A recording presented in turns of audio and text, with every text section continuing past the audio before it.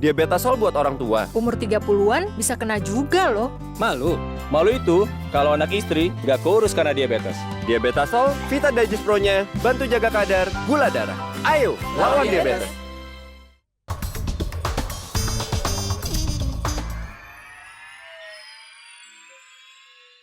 Dipersembahkan oleh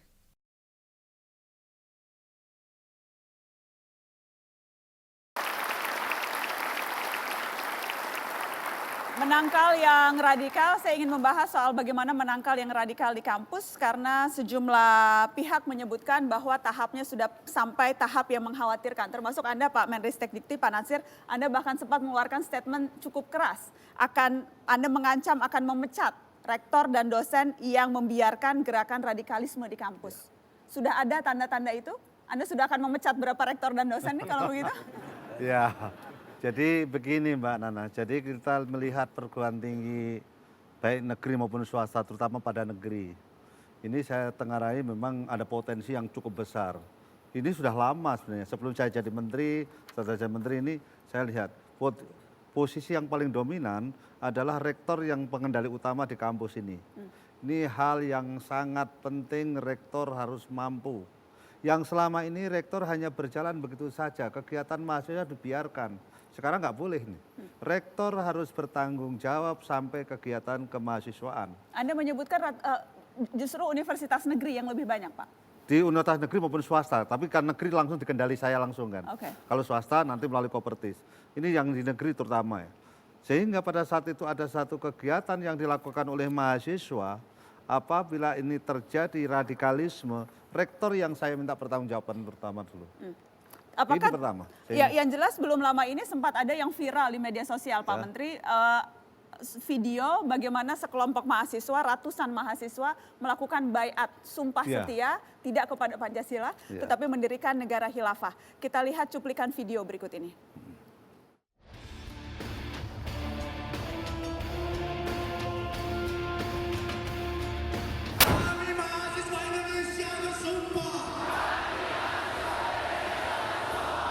Dengan sepenuh jiwa, kami akan terus berjuang tanpa lelah,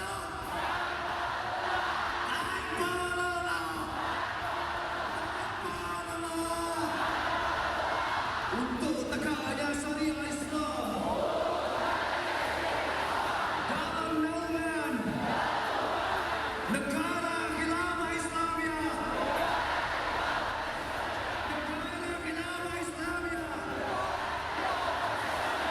Sebagai solusi tuntas problematika masyarakat Indonesia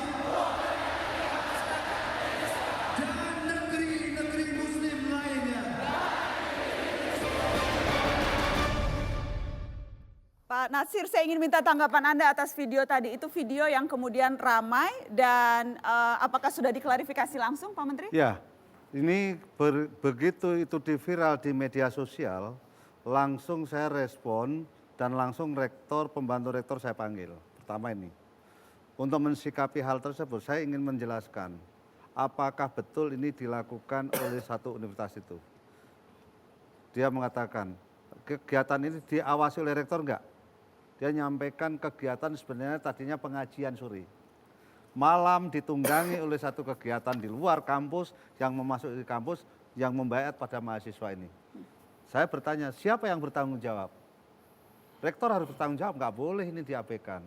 Kalau rektor tidak bisa mengambil sikap yang lebih jelas dan ke depan, rektor akan saya berikan sanksi.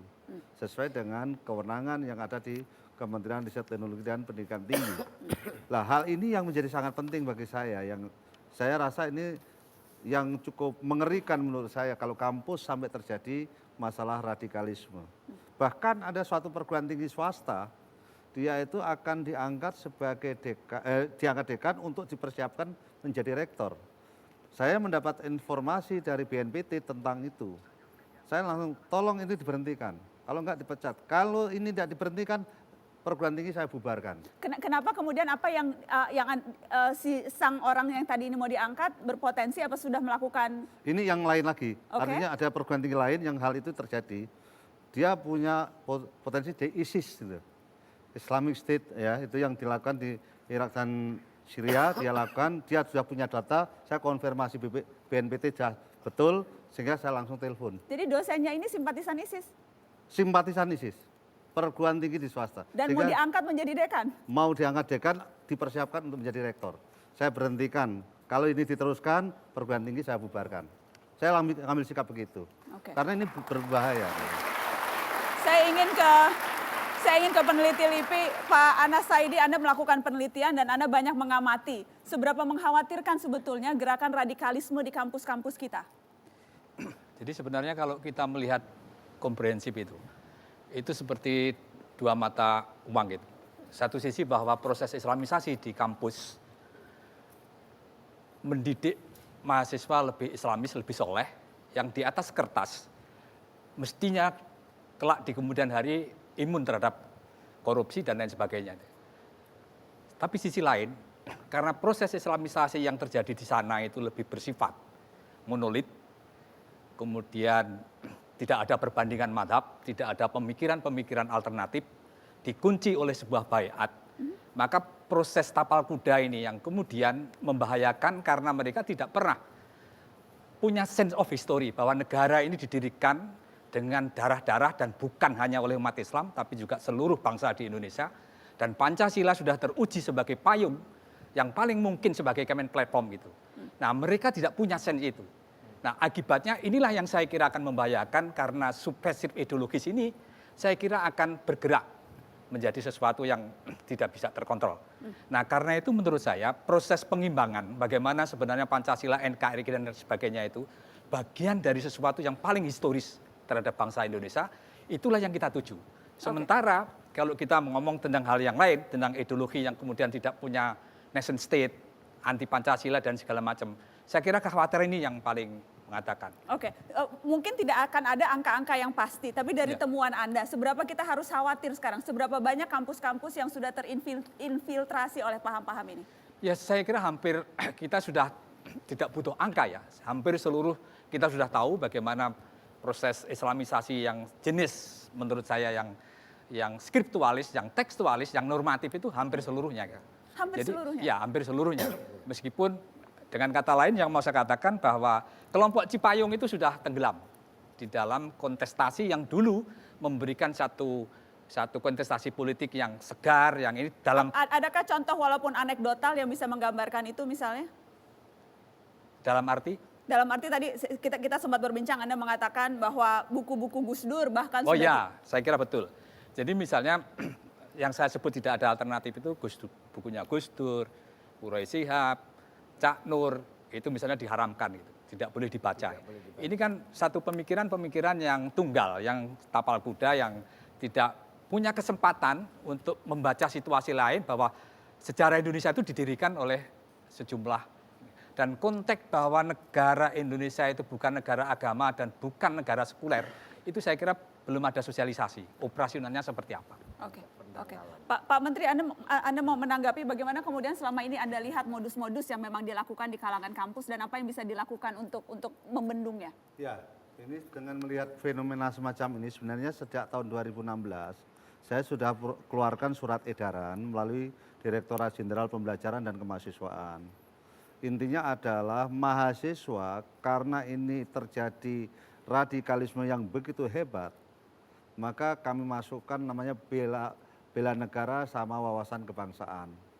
Dalam hal ini saya kemas dalam perkuliahan pada saat mahasiswa itu masuk di kampus. Pertama ini harus kita lakukan. Nah, dengan hal ini tidak cukup menurut saya, regulasi harus kita buat mestinya. Saya sudah lapor kepada Bapak Menko Polhukam persiapan ini. Sambil saya kumpulkan rektor perguruan tinggi negeri seluruh Indonesia, koordinator perguruan tinggi swasta seluruh Indonesia, aptisi, dan seluruh pengelola perguruan tinggi swasta yang besar-besar kami kumpulkan, kami minta ini.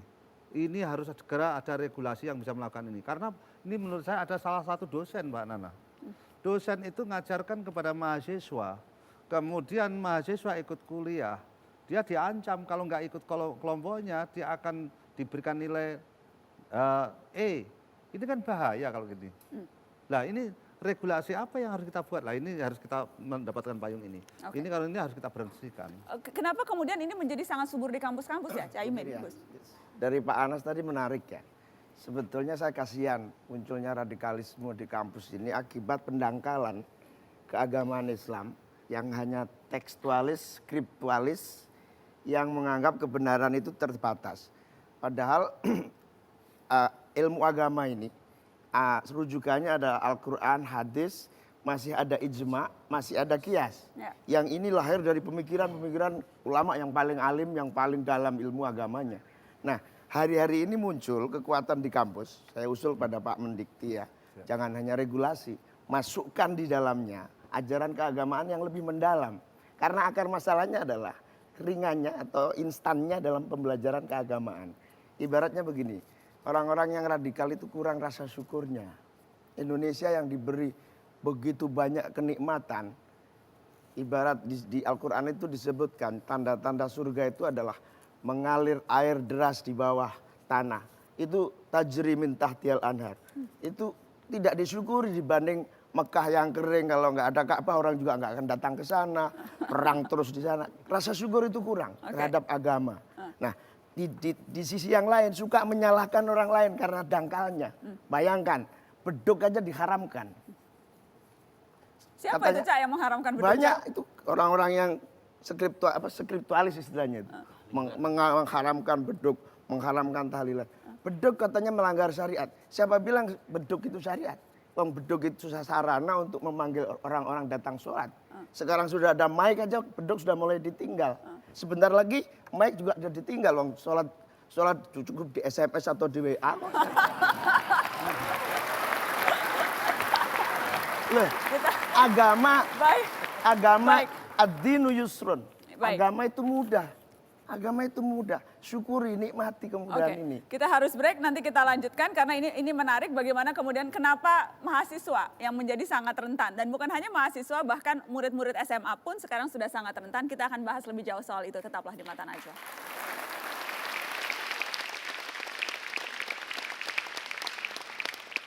Dipersembahkan oleh